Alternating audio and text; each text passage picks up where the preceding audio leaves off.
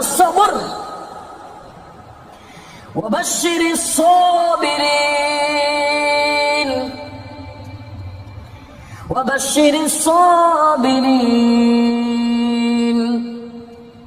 பொறுமையாளர்களுக்கு நற்செய்தி கூறுங்கள். இந்த உலகத்திலும் மறுமையிலும் அவர்களுக்கு அருள் உண்டு.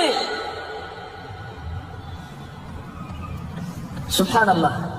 யா அய்யுஹல்லதீன ஆமனூ இஸ்தஈனூ பிஸ்ஸப்ரி வஸ்ஸலாஹ்.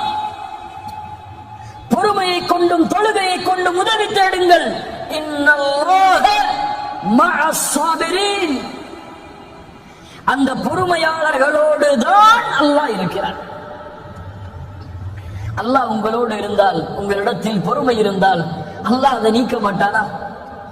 அந்த கஷ்டத்தை நீக்குவதற்கு இருக்க தேவையான ரப்பே உங்களோடு இருந்தால் அந்த கஷ்டம் எங்கே போகும்? சுப்ஹானல்லாஹ். பாடங்களை படியுங்கள். நபி யாக்கூப் அலைஹிஸ்ஸலாத்து வஸ்ஸலாம் தான் விரும்பக்கூடிய குழந்தை நபி யூசுப் சகோதரர்கள் திட்டம் தீட்டுகிறார்கள் என்று கூறினான். கனவை வெளிப்படுத்தாத யூசுஃபே என்று சொன்னார்கள். ஆனால் அந்த சகோதரர்கள் திட்டம் தீட்டி சகோதரனை எப்படியாவது அழித்து தந்தையின் விருப்பத்தை நாங்கள் அடைய வேண்டும் என்பதற்காக திட்டம் தீட்டி நபி யூசுஃபை கிணற்றில் வீசுகிறார்கள். கிணற்றில் ஒரு நபி, அந்த வழியாக வந்த வியாபார கூட்டம் மிஸ்ருக்கு சென்று அங்கே சந்தையில் நபி யூசுஃபை விலை பேசுகிறார்கள். ஒரு அடிமையாக, ஒரு அடிமைத்தனத்தில் ஒரு நபி எஜமானருடைய வீட்டிற்கு சென்றார். அங்கே எஜமானருடைய மனைவியின் மூலமாக மிகப்பெரிய சோதனை, அதன் மூலமாக சிறைச்சாலையில் ஒரு நபி, தந்தையும் மகனும். சுப்ஹானல்லாஹ். தந்தை சொன்னார், என் மகனை நீங்கள் ஏதோ செய்து விட்டீர்கள். ஃபஸபருன் ஜமீல், ஃபஸபருன் ஜமீல். அழகிய பொறுமையை கையாளுவேன். அல்லாஹ் நபி யூசுஃபை மறுபடியும் நபி யாக்கூபிடத்திலே கொண்டு வந்து சேர்த்தான். இரண்டு முறை சொன்னார்கள் இதே வார்த்தையை நபி யாக்கூப். இதே வார்த்தையைத்தான் என்னுடைய தாயும் கூறினார்கள். யார் யார்? ஆயிஷா ரலியல்லாஹு அன்ஹா. எவ்வளவு பெரிய சோதனை நபி ஆயிஷா அவர்களுக்கு ரலியல்லாஹு அன்ஹா. தூதரின் மனைவி, அல்லாஹ்வின் நேசத்துக்குரிய பெண் ரலியல்லாஹு அன்ஹா.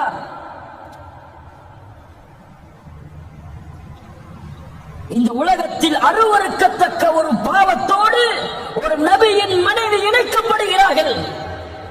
ஒரு சித்தீக்கின் மகள். தூதர் அல்லாஹ்வுடைய வசனத்தை எதிர்பார்த்திருக்கிறார்கள். சஹாபாக்களில் சிலர் அந்த தவறை பற்றி பேச ஆரம்பிக்கிறார்கள் மக்களிடத்தில். அல்லாஹ் அவர்களுடைய பாவங்களை மன்னிக்கட்டும். அல்லாஹ்வுடைய தூதரும் சஹாபாக்களும் என்ன செய்வதென்று திளைத்து நிற்கிறார்கள். ஆயிஷா அவர்களுக்கு அந்த செய்தி போய் சேருகிறது. கவலையில் அழுது அழுது அழுது ஆயிஷா அவர்களுடைய உள்ளம் நெருக்கடியால் சூழ்கிறது. பல நாட்களுக்கு பிறகு ஆயிஷா அவர்களை அல்லாஹ்வுடைய தூதர் சந்திக்க செல்கிறார்கள். அதுவரை சலாமை தவிர வேறு பேச்சு கிடையாது. தன் கணவர் தன்னோடு பேச மறுக்கிறார். மூமின்களிடத்தில் தன்னை பற்றிய தவறான செய்திகள் பரப்பப்படுகிறது. எவ்வளவு பெரிய நெருக்கடி ஆயிஷாவுக்கு. ரலியல்லாஹு அன்ஹா. அல்லாஹ்வுடைய தூதர் சொல்லுகிறார்கள், ஆயிஷா, அபூபக்கர் அவர்களுடைய தாயாரும் அருகில் இருக்கிறார், அவருடைய மனைவியும் அருகில் இருக்கிறார்கள். ஆயிஷா அவருடைய தாயாரும் இருக்கிறார்கள், தந்தையும் தாயும். அல்லாஹ்வுடைய தூதர் சொல்கிறார்கள், ஆயிஷா, இப்படி கேள்விப்பட்டேன். நீங்கள் செய்திருந்தால் மன்னிப்பை தேடுங்கள். அல்லாஹ் பாவத்தை உணர்ந்து மன்னிப்பை தேடுபவர்களை மன்னிப்பான். செய்யவில்லை என்றால் அல்லாஹ் உங்களை பரிசுத்தப்படுத்துவார். நீங்கள் என்ன சொல்லுகிறீர்கள்? அபூபக்கரை பார்த்து சொன்னார்கள், ஆயிஷா ரலியல்லாஹு அன்ஹா, அல்லாஹ்வுடைய தூதருடைய நண்பரே, உங்களுடைய தூதருக்கு பதில் சொல்லுங்கள். அபூபக்கர் சொன்னார்கள், என்ன சொல்வது? என் தாயே, ரசூலுக்கு பதிலடையுங்கள். என்ன சொல்லுவது நான்? என்ன சொல்வது நான் என்று அவர்கள் இருவரும் திளைத்திருக்கிறார்கள். ஆயிஷா ரலியல்லாஹு அன்ஹா அவர்கள் சொன்னார்கள், அல்லாஹ்வுடைய தூதரே, இந்த செய்தி உங்களிடத்திலே வந்து சேர்ந்தது. நீங்கள் இதை அல்லாஹ்வுடைய வசனத்தை எதிர்பார்த்து இருக்கிறீர்கள். ஆனால் நானோ அல்லாஹ்வை சாட்சியாக வைத்து கூறுகிறேன், நான் தூய்மையான பெண் தான். இந்த உலகத்தில் எந்த குற்றமும் நான் செய்யவில்லை. நபி யாக்கூபுடைய அடையாளத்தை தான், அந்த உதாரணத்தை தான் என்னுடைய வாழ்விலும் நான் எடுத்துக் கொள்கிறேன். இந்த சோதனையிலிருந்து நான் வெளியே வர வேண்டும் என்றால் ஒரே வழிதான், ஃபஸப்ருன் ஜமீல் வல்லாஹுல் முஸ்தஆனு அலா மா தஸிஃபூன். அழகிய பொறுமையை கையாளுவேன். ஏன் நபி யாக்கூபிடத்திலே இருந்த அந்த பொறுமை?